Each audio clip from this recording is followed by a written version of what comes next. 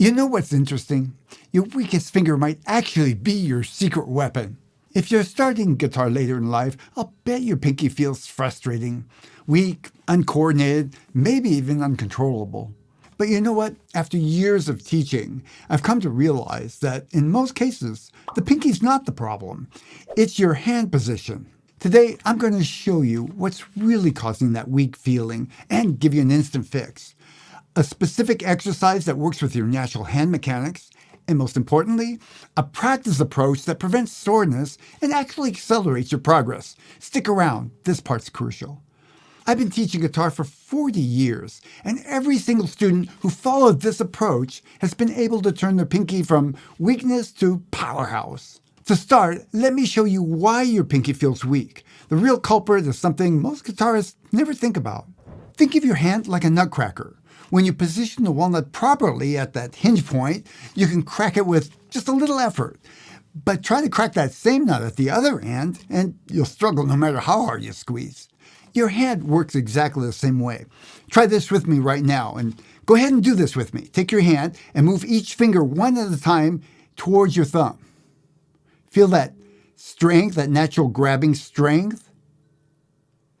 Now, put your thumb to the side and reach each finger into your palm. You feel how much weaker that is? That's exactly what happens when your thumb wanders to the wrong position on the guitar neck.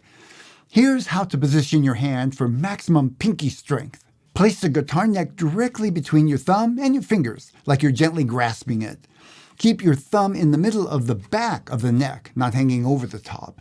Let your fingers curve naturally towards where your thumb would be. You feel that difference? That's proper leveraging at work. Now I'm going to show you an exercise that'll turn this correct position into a permanent habit, using a 3-stage approach. I'll also explain why breaking this into stages is crucial for success. I've been teaching this exercise for over a decade now, and I published a version of it about 5 years ago. I got some great comments, like this one from Tobias, who said, "This one exercise changed his playing in just a few minutes." What I noticed is that students who tried to learn the whole thing at once got frustrated and gave up. But students who learned it the way I'm about to show you had breakthrough results. The difference isn't the exercise itself. It's how you approach learning it. The system works because it builds one coordination pattern at a time, and it lets the old noggin create a strong neural pathway with each stage. This 3-stage system uses 3 finger combinations. Stage 1, the index finger to the pinky. Stage 2, the middle finger to the pinky. And stage 3, the ring finger to the pinky. Each stage trains a specific coordination pattern. Master one stage until it feels natural, about 80% comfortable is what I call natural. Then add the next. This isn't just easier, it's actually more effective for building muscle memory. Stage 1, index to pinky. Put your index finger on the 5th fret, and the pinky is going to go on the 8th fret. Now you strike the index finger and then pinky down on the 8th fret. Use all down strokes. We want to keep the focus on that left hand where the real work's happening. Now over to the 5th string, and so on. 4th string, there we go, and so on, all the way to the 1st string. When you get to the 1st string, you can go back to the 6th string. Go deliberately slow. Speed defeats the purpose here. Stage 2, middle to pinky. Now we start on the 6th fret with your middle finger, and you're going to put your pinky down on that 8th fret again. So all down strokes. Try to get your pinky, actually get all your fingers as close to the frets as possible, but stay relaxed. And so on, to the 1st string and then back. Notice it creates a different coordination challenge than stage 1. Finally, stage 3, ring to pinky. Now we're going to put the ring finger on the 7th fret and the pinky on the 8th fret. Same thing. You strike the 7th fret and then 8th fret and so on. To 5th string, 4th string, all the way to the 1st string and then back down. This is often the most challenging stage. That's normal and it means you're working. Once you get all 3 stages comfortable, you're going to combine these into one full exercise. But here's where most people sabotage their own progress without even realizing it. The biggest mistake isn't poor technique, it's poor practice strategy. Adults often approach learning with an all-or-nothing mindset. faster is better. It's not. Your hands respond better to consistent, focused practice than marathon sessions.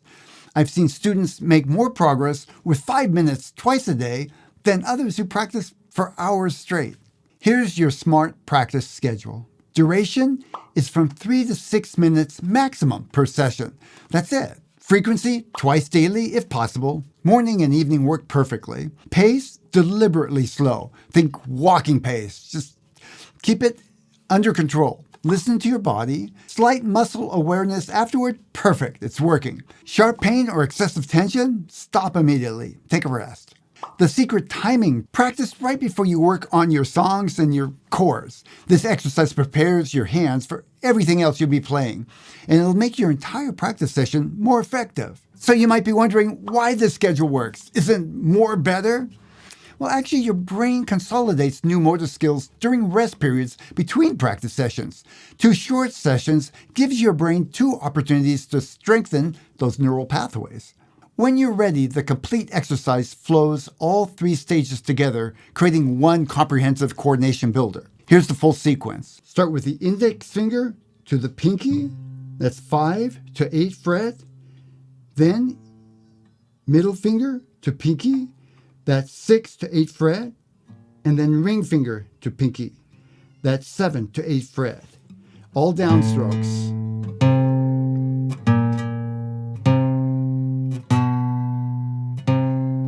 I prefer to keep my fingers down as I do the exercise. That's optional, but a good thing to work towards. Then on to the next string.